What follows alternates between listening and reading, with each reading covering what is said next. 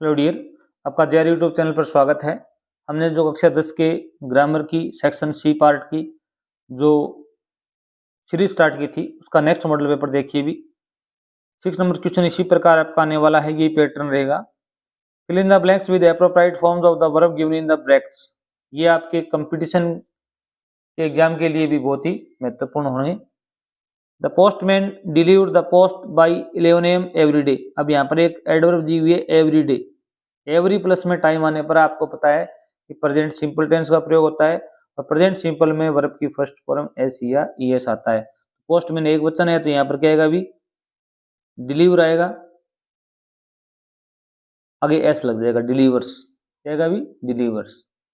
Tomorrow is holiday, कल क्या है, भी छुट्टी है। The offices remain closed. अब यहाँ पर टुमारो शब्द आया हुआ है तो ये फ्यूचर सिंपल में जाएगा। कहाँ जाएगा, भी फ्यूचर सिंपल में क्या आती है, भी विल सेल प्लस में वर्ब की फर्स्ट फॉर्म आती है तो यहाँ पर क्या आएगा, भी विल आएगा। फर्स्ट फॉर्म रिमेन की रिमेन आ जाएगी, सेम की सेम, यहाँ पर कोई चेंज नहीं होगा। Choose the correct verb form from the given alternative. यहाँ पर आपको सही फॉर्म अप्लाई करनी है। She had better the function, ये 10वीं कक्षा में 7-8 बार आया हुआ प्रश्न है। स्थान से आने का यहाँ पर याद रखना, रिक्त स्थान से पहले मॉडल आ जाए या हेड बेटर आ जाए। हेड बेटर का मतलब शुड होता है, क्या होता है, भी शुड। तो इसके बाद में आप हमेशा वर्ब की फर्स्ट फॉर्म ही लगाएंगे, एस या ईएस भी नहीं लगाएंगे। यहाँ पर ए ऑप्शन सी होगा, अटेंड। बहुत मोस्ट प्रश्न है ये, she had better attend the function. यहाँ पर हेड के बाद में बेटर आना चाहिए। अगर हेड के बाद में नेवर आ जाता है या ऑलरेडी आ जाता है तो यहाँ पर आप वर्ब की थर्ड फॉर्म यूज करेंगे, ये भी आप याद रखना। क्वेश्चन नंबर 4 देखो, भी you football at this time tomorrow. अब देखो भी यहाँ पर टमारो दिया हुआ है, फ्यूचर टेंस को इंडिकेट कर रहा है। और यहाँ पर एक और वर्ड दिया गया, एट दिस टाइम, इस समय तुम कल फुटबॉल खेल रहे होंगे, अर्थात फ्यूचर कंटिन्यूस टेंस है। ये दोनों आ जाए साथ साथ जुड़कर, एट दिस टाइम और टुमारो, तो यहाँ पर फ्यूचर कंटिन्यूस टेंस आएगा। Will be shall be plus में आईएनजी आएगा। यहाँ पर बी ऑप्शन आपका क्या होगा, भी राइट होगा, विल बी प्लेइंग आएगा। अगर ये अकेला आता तो यहाँ पर डी ऑप्शन सही होता। अगर बाई प्लस में टुमारो आता तो यहाँ पर आपका ए नंबर ऑप्शन सही होता। ये हमने चैनल पर पहले ही सब कुछ समझाया हुआ है।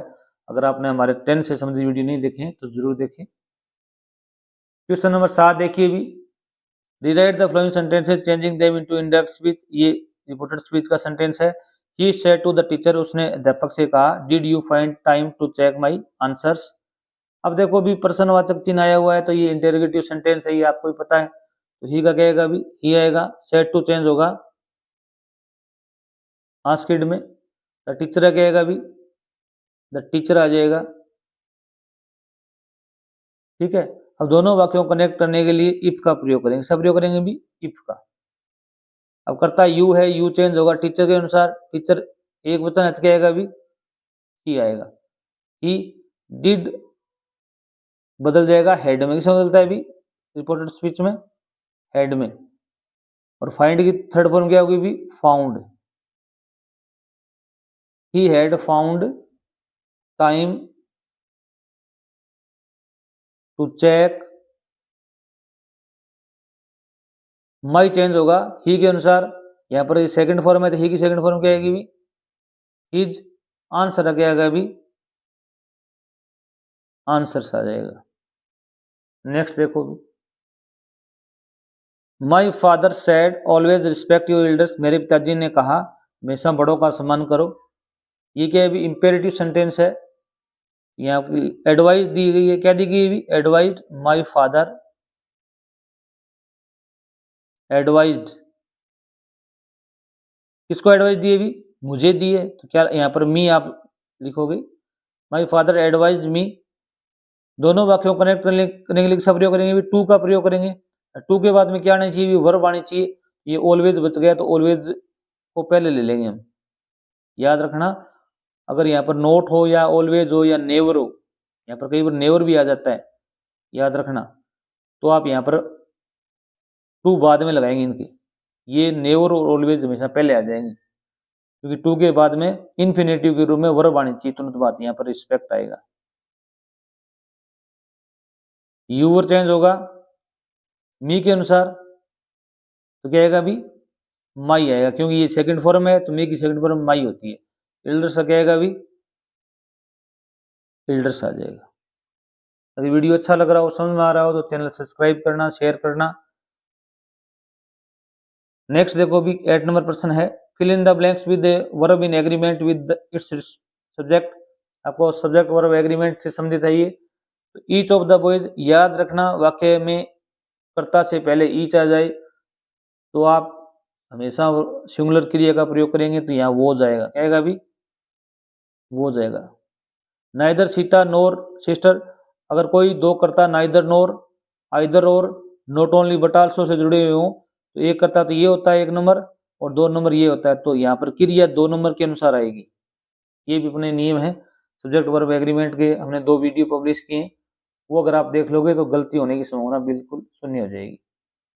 तो यहाँ पर हर सिस्टर्स के अनुसार आएगा, सिस्टर्स बहुवचन है तो क्या आएगा अभी वर आएगा, क्या आएगा अभी वर आएगा। What languages do these people speak, यहाँ पैसिव में कन्वर्ट करना है कि कौन सी भाषा ये लोग बोलते हैं। अब देखो भी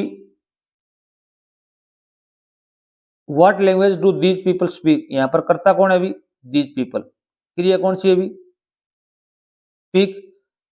व्हाट लैंग्वेज ऑब्जेक्ट इसमें है ही नहीं, अब ऑब्जेक्ट को हम सब्जेक्ट बनाते हैं, वो तो बना नहीं सकते, तो व्हाट लैंग्वेज का व्हाट लैंग्वेज पहले आएगा, याद रखना इस प्रकार के सेंटेंस में what language,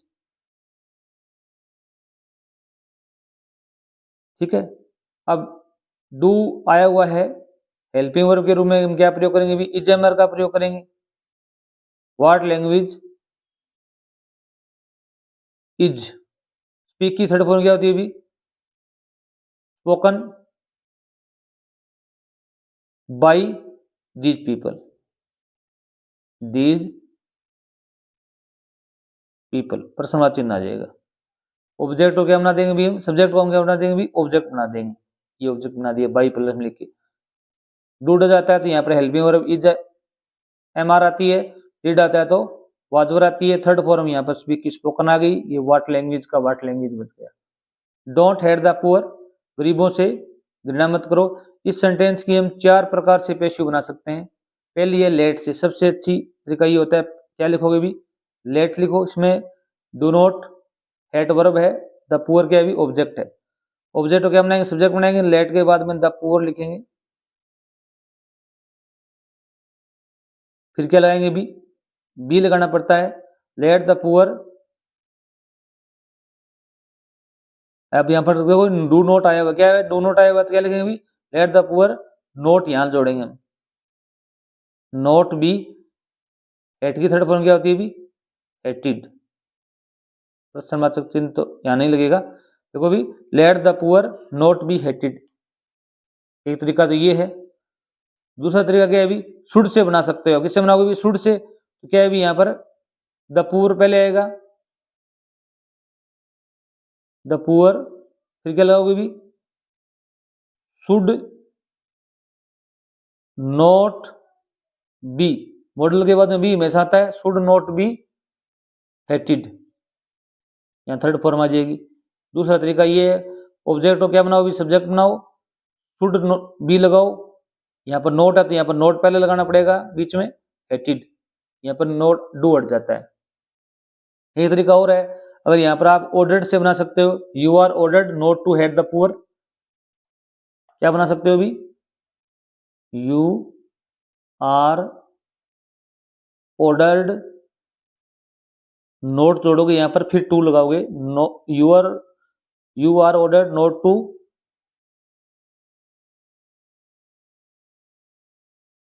hate the poor, ठीक है। यहाँ पर वर्ब की फर्स्ट फॉर्म में आएगी क्योंकि टू के बाद में फर्स्ट फॉर्म आती है। अगर ये आप यहाँ पर फॉरवर्ड से बनाते हो तो आप बनाओगे you are forward to hate the poor. Forward का मतलब भी क्या होता है भी मना करना होता है। अब यहाँ पर आप नोट नहीं लगाओगे, याद रखना। इससे बनाओ, फॉरवर्ड से बनाओगे, डू नॉट वाले वाक्य आप इससे बना सकते हो हमेशा, पर आपको यहाँ टू से पहले नोट नहीं लगाना पड़ेगा। अगर आप ऑर्डर्ड से और एडवाइस से बनाओगे तो आपको यहाँ पर टू से पहले नोट लगाना पड़ेगा। शुड से बनाओगे तो इस प्रकार बनाओगे। ये 4 तरीके हैं आपके पास, जो भी आपको अच्छा लगे बना सकते हैं। She was dancing on the stage, ये फ्रेमिंग क्वेश्चन है, तो यहाँ पर वेयर से बनाना है कि कहाँ, वह कहाँ डांस कर रही है ऑन द स्टेज, इसको छोड़ना है अपने को। वेयर वाज कहेगा अभी, वाज सी का यहाँ पर कहेगा अभी सी, क्योंकि प्रश्न बनाते समय क्रिया है वो कर्ता से पहले आ जाएगी।